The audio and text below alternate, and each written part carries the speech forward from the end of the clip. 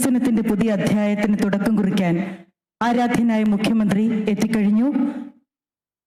മുഖ്യമന്ത്രി ആദ്യം നിർവഹിക്കുന്നത് ശിലാഫലകത്തിന്റെ അനാച്ഛാദന കർമ്മമാണ്. വേദിയിലെ മുൻനിരയിലുള്ള ബഹുമാന്യ വ്യക്തികൾ ശിലാഫലകത്തിനരികിലേക്ക് നിരന്നു നിൽക്കുകയും ബാക്കിയുള്ളവർ സ്റ്റേജിന്റെ മുൻവശത്തേക്ക്, ഡയസിന് മുൻവശത്തേക്ക് അണിചേർന്ന് നിൽക്കുകയും ചെയ്യണമെന്ന് അഭ്യർത്ഥിക്കുന്നു.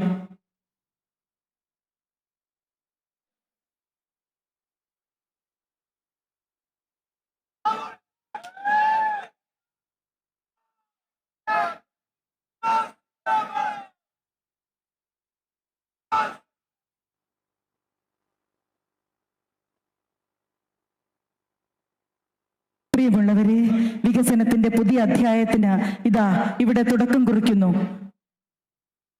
ആരാധ്യനായ മുഖ്യമന്ത്രി പിണറായി വിജയൻ അവകൾ ശിലാഫലകത്തിന് അനാച്ഛാദന കർമ്മം നിർവഹിക്കുകയാണ്.